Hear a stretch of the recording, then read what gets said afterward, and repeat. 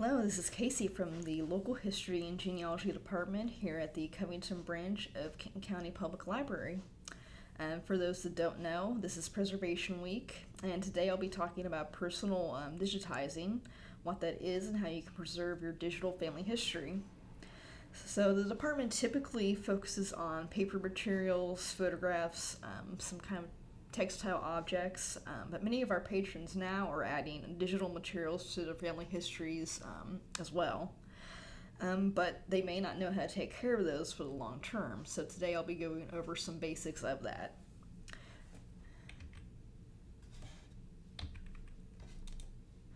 And just to start, so what is digitization versus digital preservation? Firstly, it is not a monthly backup. It's not a zip drive. It doesn't last forever, unfortunately, and it's not a single event, which I will also get into a little bit later.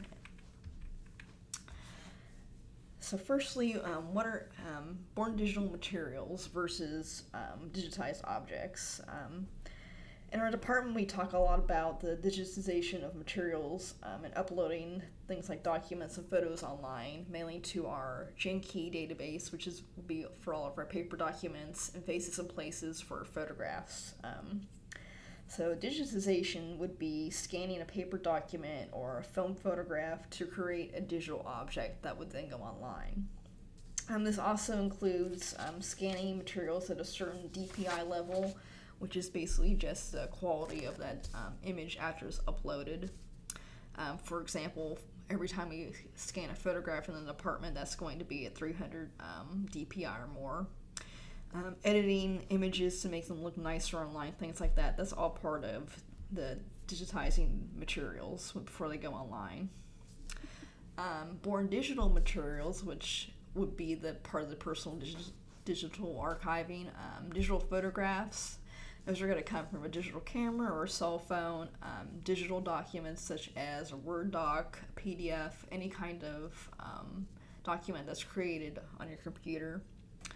Electronic records, some of those include emails, spreadsheets, presentations like this. Those are all going to be considered born digital materials because they were created online or through a computer, and they were not, a paper document or a photograph that was just scanned and put online.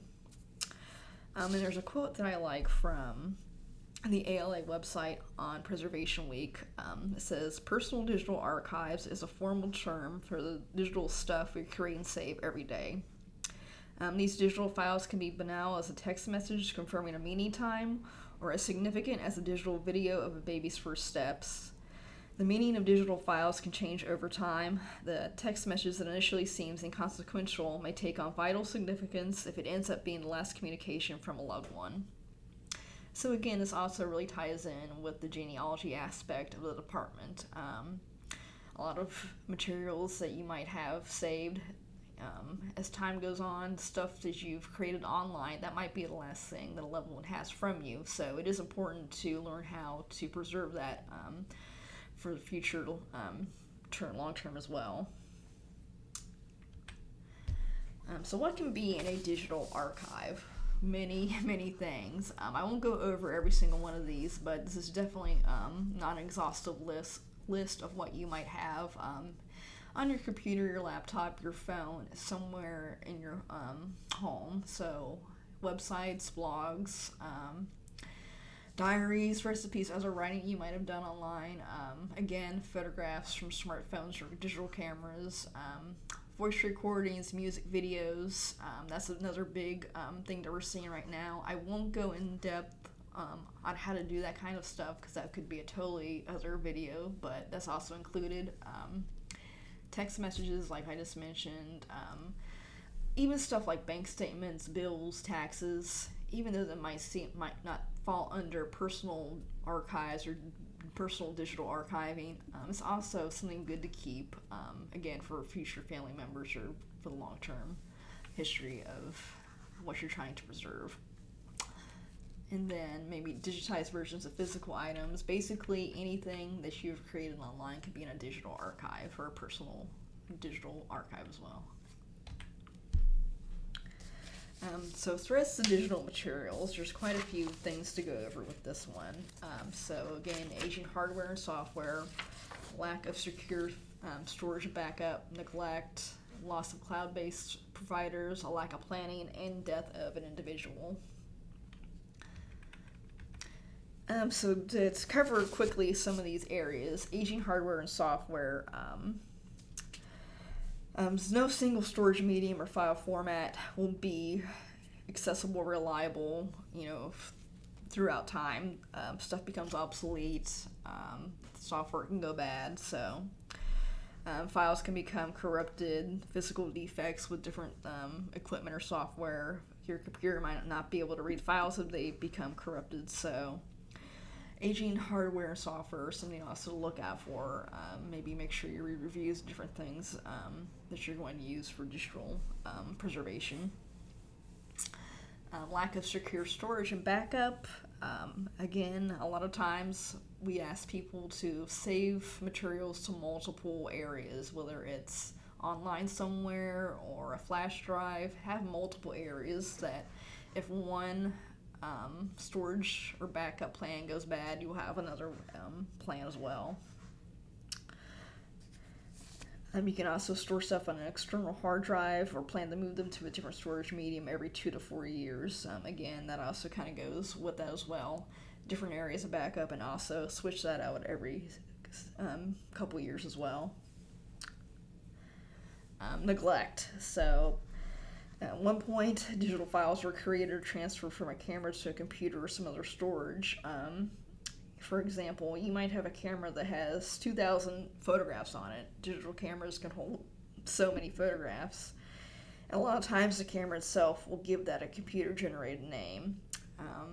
If you let all those photographs pile up in your camera and don't move those or rename them to another storage on your computer or some other kind of device, a lot of times you're just going to probably forget about it, or it becomes unmanageable. So breaking that down into bite-sized chunks of work to do will be a lot easier than going in one day and trying to move 2,000 photographs or 20, 30 documents on a flash drive to a different storage area.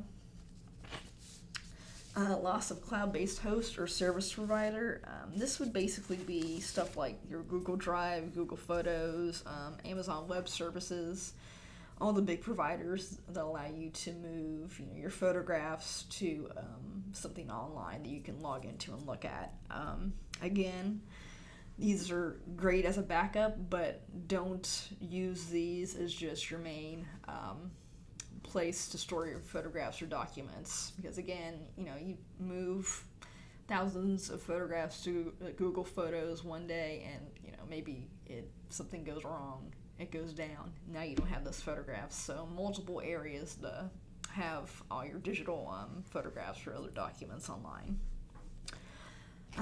Lack of planning. This kind of goes hand in hand with some of the threats, such as your choice of hardware or storage.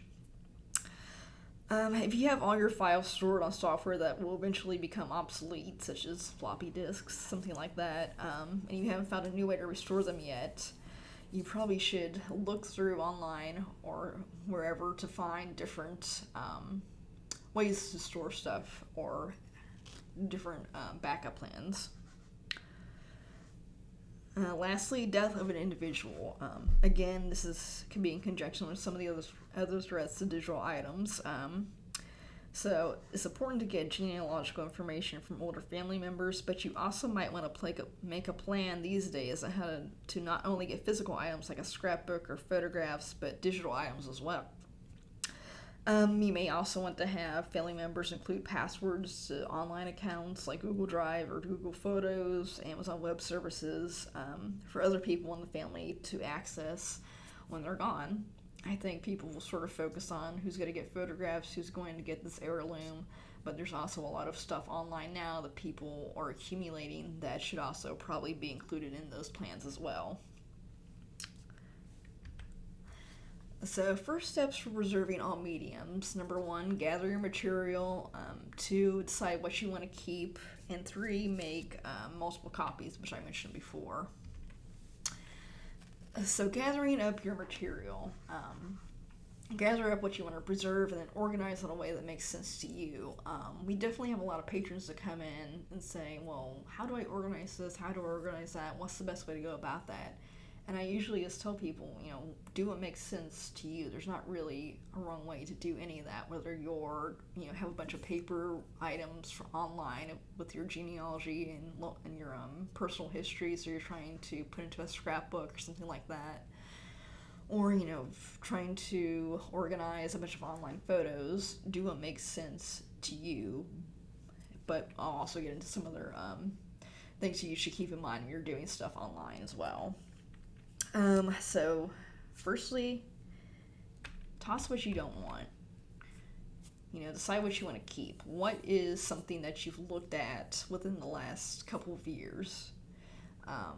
There's definitely, for me personally, I go through some of my photographs on my phone and digital camera over every couple months and to see, what really do I want to keep? Are there multiple images that I have that I can throw out and make room? Or, what less you have and what's most important to you is going to be easier to put that online or keep that organized online versus being able to physically look at photographs, I think.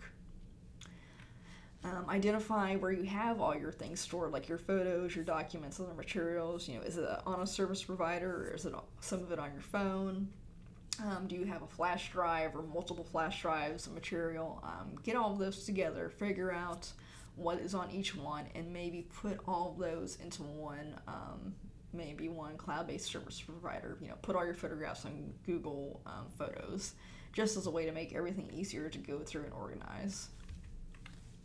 And again, organize your selected materials. Like I mentioned before, you might want to do some of those cloud-based service providers, put everything in one spot, and go through your material to see what you want to keep. So naming files and materials. In my job personally, this is a big thing that I work with a lot, making sure items that I scan have the right names that match up with box numbers in our archive, things like that. And for personal digital archives, this is also really important. So some of the three things you want to do is to give individual file names to items. I'll give you some examples of good and bad names, and then how to create a folder or other structures to keep yourself organized. So some naming convention examples. Naming individual file names. This can be, the name of a relative that was in a photograph, a location, or a year, if that's the only information that you know of in that image or document.